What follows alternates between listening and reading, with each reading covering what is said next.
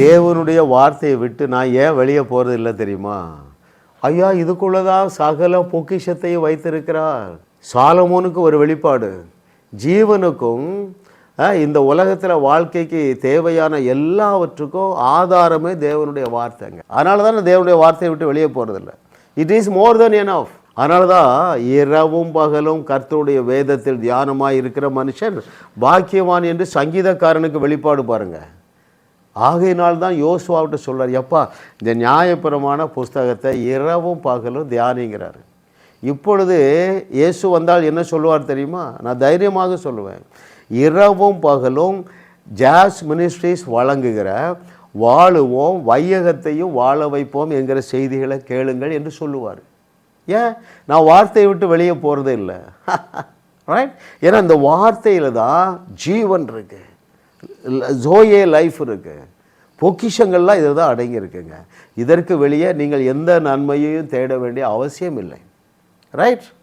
உங்கள் வாழ்க்கைக்கு தேவையான அத்தனை வழி நடத்துதல் இந்த வார்த்தையில் இருக்குது.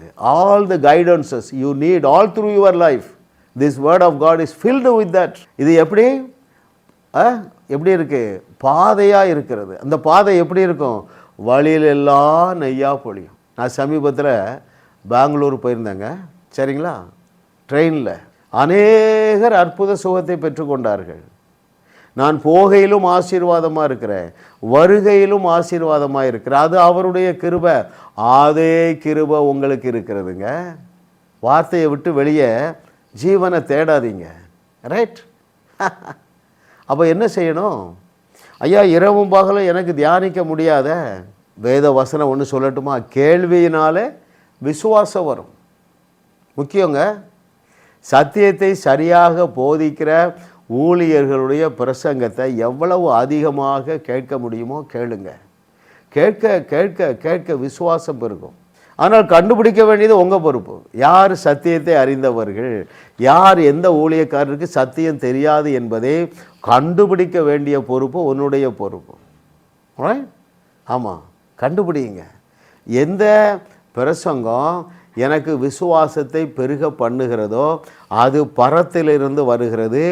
எந்த பிரசங்கம் என் விசுவாசமாகிய கப்பலை சேதப்படுத்துகிறதோ அது பாதாளத்திலிருந்து வருகிறது என்று ஈஸியாக கண்டுபிடிச்சிடலாங்க. வேறு ஸ்கேலே வேண்டாம், ஒரே ஸ்கேல் தான், ரைட்? உங்கள் விசுவாசம் பெருகுகிறதா? அந்த ஒரே கேள்வி தான். விசுவாசிக்கிறவர்களுக்கு எல்லாம் கூடும். உங்கள் விசுவாசம் உலகத்தை ஜெயிக்கிற ஜெயன்னு சொல்லலை, உங்கள் விசுவாசமே. மேனா என்ன அர்த்தம்? அது மட்டும்தான் உன்னை வாழ வைக்கும்ப்பா. நீ இந்த விசுவாசத்தில் வளர வளர தேவன் மீது உள்ள அன்பில் நீ பெருகுவா பாரு. அந்த ரிலேஷன்ஷிப்பில் ஸ்ட்ராங் ஆகிடுவாங்க. அதெல்லாம் பை ப்ராடக்ட்டு. அன்பான ஒரு வாழ்க்கை உனக்கு அமைந்து விடும், ஆரோக்கியமான ஒரு வாழ்க்கை அமைந்து விடும், குதூகலமான ஒரு வாழ்க்கைக்கு நான் உங்களை அழைக்கிறேன் எனக்கு பிரியமான தேவர்களே. ஐயா, வாழ்க்கையில் பிரதான நோக்கமே ஜாலியாக இருக்கிறதா, சந்தோஷமாக இருக்கிறதா. அதனால்தான் யோவான் எழுதுகிற சுவிசேஷத்தில் 3 இடத்துல நம்முடைய மூத்த சகோதரர் சொல்லிட்டு போனார், கேளுங்கள் அப்பொழுது உங்கள் சந்தோஷம் நிறைவாயிருக்கும்படி பெற்றுக்கொள்ளுவீர்கள். நிறைவான சந்தோஷம், நிலையான சந்தோஷம், இயேசு கிறிஸ்து அனுபவிக்கிற அதே சந்தோஷத்தை நீங்கள் அனுபவிக்க வேண்டும் என்றால் வார்த்தைக்கு வெளியே தேடாதீங்க.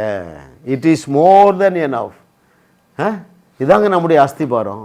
இந்த அஸ்திபாரத்தின் மேலே என் வாழ்க்கையை அமைத்த போக வேண்டியதெல்லாம் தானாகவே போய்விட்டது, ரைட்? என் செய்திகளை தொடர்ந்து கேளுங்க. இன்னும் நீங்கள் சப்ஸ்கிரைப் பண்ணலையா? ஜாஸ் மினிஸ்ட்ரிஸ் சேனலை சப்ஸ்கிரைப் பண்ணுங்கள். உங்களுக்கு நிறைய பிரச்சனை இருந்தால் டெய்லி 5 செய்தி கேளுங்க. 1 மாதத்திலேயே பாதி பிரச்சனை நீங்கிடும். 3 மாதங்களுக்குள்ளே நீங்கள் நூற்றுக்கணக்கான செய்திகளை கேட்டிருப்பீங்க. நான் செய்ததையும் செய்வீர்கள், இதைவிட பெரிய அற்புதங்களையும் செய்வீர்கள். அதுதாங்க உங்கள் தலையெழுத்து.